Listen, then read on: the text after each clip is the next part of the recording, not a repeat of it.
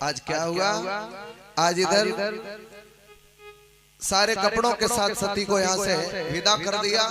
जो दक्ष प्रजापति के यहाँ जाकर के पहुंची है तो सबसे पहले सती की बहन मिल गई, लेकिन किसी बहन ने सती से कोई समाचार नहीं पूछा। अपनी माँ के पास पहुंच गई, माँ ने भी सती से कोई समाचार नहीं पूछा। उसके बाद वहां से चली है, अपमान समझ में आने लगा तो जाकर के कहां पहुंची? जहां महाराज दक्ष प्रजापति यज्ञ कर रहे थे वहां तो देखा यज्ञशाला में कोई भी आसन भोले बाबा के लिए खाली नहीं, तो यज्ञशाला के समीप जाकर के पहुंची हैं। और यज्ञशाला के समीप जाकर के जिस समय पहुंची हैं, अपना अपमान समझा और सती ने मन में संकल्प लिया है। संकल्प यही लिया है कि हे प्रभु भोले बाबा, तुम्हारी बात न मानने के कारण आज समाज में मेरा अपमान हुआ, अपने चेहरे को मैं नहीं दिखा सकती हूँ, और जब भी मेरा मरने के बाद तुम्हारा विवाह हो तो हम तुम्हारी दुल्हन बने, किसी और की दुल्हन नहीं बनना चाहते। इतना संकल्प लिया। संकल्प के साथ सती ने उसी यज्ञ कुंड में कूद कर अपने प्राणों की आहुति दे दी। भोले बाबा के अंदर जैसे ही पता लगा, अपने जटा से बाल उखाड़ा और जैसे ही जमीन में मारा, एक वीरभद्र प्रकट हो गया। और जो वीरभद्र भाग करके पहुंचा राजा दक्ष का, जिसने जाकर के सर काट दिया। जैसे ही राजा दक्ष का सर काट दिया, त्राहिमाम देवताओं में मच गई। बोले राजा दक्ष के जीवन का एक भी यज्ञ पूरा नहीं हुआ, एक भी यज्ञ। सब देवता मिलके भोले बाबा के पास पहुंचे। बोले अरे अंतिम तो यज्ञ कम से कम दक्ष प्रजापति का पूरा कर दो, आप क्यों नाराज हो गए हो? आप क्यों नाराज हो गए हो? क्यों? आप तो स्वयं यज्ञपति हैं। बोले मैं यज्ञपति तो हूँ, मगर राजा दक्ष ने मुझे हिस्सा नहीं दिया, इसलिए ये सब कुछ होगा। और ये अहंकारी राजा था, इसके अंदर मैं भरा पड़ा था, मैं। और प्यारे, संसार में जो भी बिगाड़ता है, कौन बिगाड़ता? मनुष्य कहता है जो भी यहाँ किया है वो सब मैंने किया है। घर बनवाया मैंने, फैक्ट्री बनवाई मैंने, बाल बच्चा किए मैंने, और सड़क बनाई मैंने, गाड़ी खरीदी मैंने। और कहीं धोखे से अगर कोई नुकसान हो गया, कोई हानि पहुंच गई तो भगवान ने दे दी। वो हानि तुम्हें भगवान ने दे दी और सब कुछ तुमने यहाँ कर लिया, तो उस हानि को तुमने क्यों नहीं बर्दाश्त कर पाया? उसके लिए तुम भगवान को दोषी बना रहे हो। लेकिन प्यारे, राम न काऊ मारते ऐसे भोले राम, अपने ही से मर जाते नर कर कर खोटे काम। मनुष्य स्वयं अपनी करनी के आधार पर मनुष्य को मरना पड़ता है। भगवान किसी को नहीं मारते हैं, प्रभु किसी को नहीं मारते हैं। इधर राजा दक्ष ने भोले बाबा से जाके सबने प्रार्थना की है, तो बकरे का सर लगा करके राजा दक्ष का यज्ञ पूर्ण किया गया है। इसके तदुपरांत सती इधर यज्ञशाला में भस्म हो गई और उधर सती ने हेमांचल देश में जाके महाराज हेमांचल के यहाँ जन्म ले लिया। वहां जन्म जैसे ही सती ने ले लिया है तो नारद जी पहुंचे हैं, तो नारद जी के द्वारा वहां नामकरण संस्कार हुआ है। क्या हुआ? नामकरण संस्कार। और आज के समय में तो भगवान नामकरण संस्कार होता ही नहीं है। बाल बच्चा जैसे ही पेट में आया तो कपड़े भी पहले से खरीद लिए और नाम सेट कर लिए, लड़का होगा तो ये होगा, लड़की होगी तो ये होगी। नामकरण संस्कार नहीं होता है। पहले हमारे साधु संत और ब्राह्मण जिस घर में नामकरण संस्कार नहीं होता था उस घर में कभी भोजन नहीं करते थे। ये नामकरण संस्कार मनुष्य के जीवन में कब होता है? बच्चे की जिस दिन उम्र 100 दिन की पूरी हो जाएगी, 100वें दिन नामकरण संस्कार होता है। तो नामकरण संस्कार वेदों के आधार पर पुत्र का नाम रखा जाए, फिर उसका जीवन देखो। लेकिन अब तो मुझे बड़ा कष्ट होता है परीक्षित महाराज, पहले गांव में भी हमने ऐसा देखा है और कस्बा में भी ऐसे ही लोग रहते थे। पुराने बड़े अच्छे नाम होते थे, सीताराम, तोताराम, गंगाराम, राम भरोसे, दशरथ, ऐसे नाम होते थे। माताओं में लौंग श्री, जमुना देवी, गंगा देवी, कैसे कैसे अच्छे नाम होते थे। लेकिन अब सारे नाम खत्म हो गए हैं। अब तो देखो कस्बा में जाओ जाके देखो तो चिंकी, पिंकी, ढिंकी, रिंकी, रोली, प्रिया, क्षमा, ढमा सब जन्म लेते हैं। लौंग श्री, गंगा श्री, ये सब खत्म हो गए, अब नहीं बचे। लड़का हुआ तो टिंकू, सिंकू, रिंकू, पप्पू, टिल्लू, ढिल्लू, सब टॉपी, कंपट, बिस्कुट जो सब ठीक है। क्यों? लोग राम को तो चाहते हैं, लेकिन हमारे घर राम पैदा हो जाए। अरे तुम्हारे घर राम तो पैदा हो जाएगा, उस राम के लिए सबसे पहले तुम्हें दशरथ बनना पड़ेगा। तुम दशरथ नहीं बन सकते हो तो कभी राम नहीं आ सकता है। अब बताओ, पप्पू के यहाँ राम पैदा हो जाएंगे? क्यों भाई? पप्पू के लिए, राम के लिए तो कोई दशरथ चाहिए, राम के लिए कोई कौशल्या जैसी मैया चाहिए।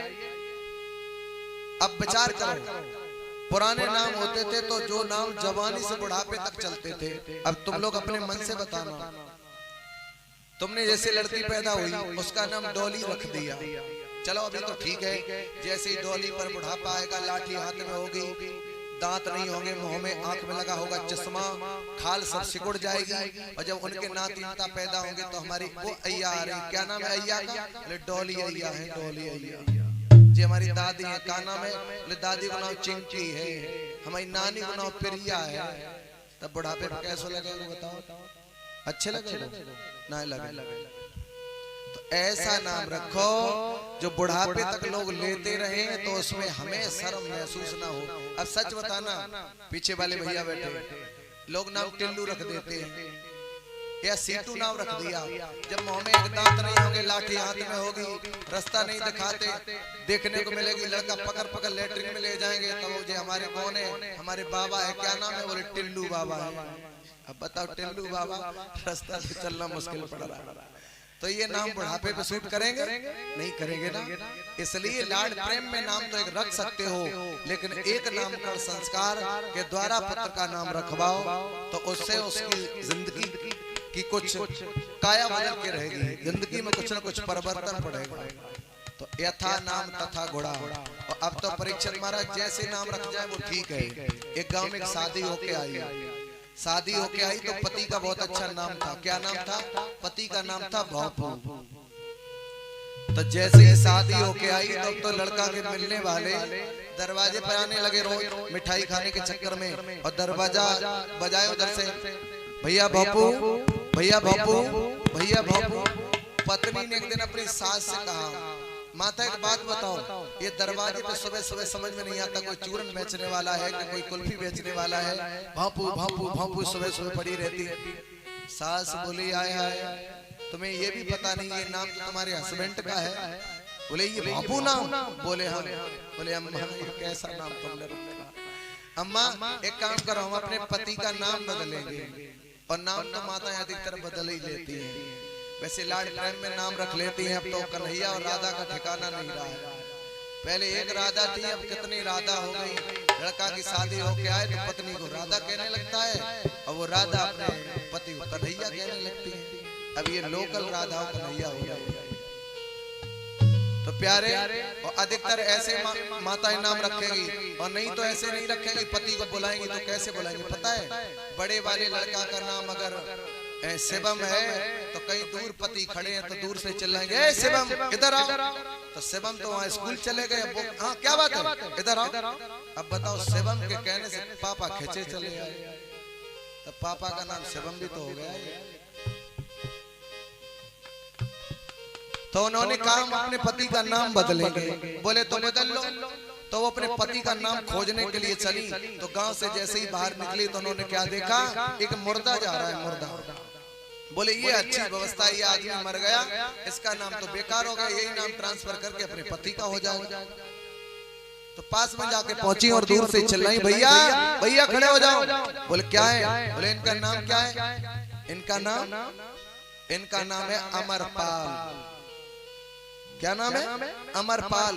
बोले नाम अमरपाल है लेकिन मरे भय जाए रहे, ये क्या चक्कर है?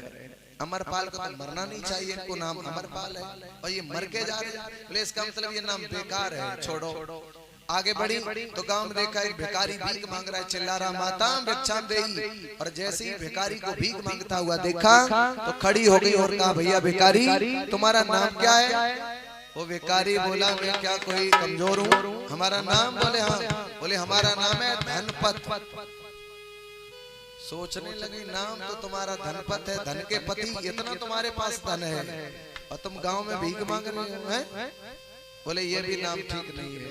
यथा नाम तथा गुड़ा, जैसा नाम है वैसे गुड़ तो ही नहीं। उसके बाद और आगे चली तो एक मार्केट में पहुंची, जहाँ एक खटीक था जो बकरा को काटने का काम करता था। उसके पास जाके पहुंची तो वो बकरा काट रहा था। उन्होंने पूछा भैया तुम्हारा नाम क्या है? वो खटीक बोला क्या करना? बोले अपना नाम मुझे बताओ। बोले हमारा नाम है दयाराम। बोले दयाराम को तो बकरे पर दया करनी चाहिए, तुम बकरा काट रहे हो, कैसे दयाराम हो? वहीं से वो वापस लौट आई और अपनी सास के पास आकर के बोली अम्मा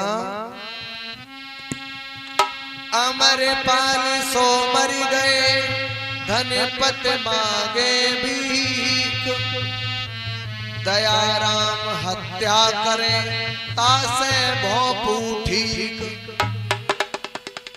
अमरपाल सो मर गए, धनपत मांगे भीख, और दयाराम हत्या करें तासो जी भोपू ठीक।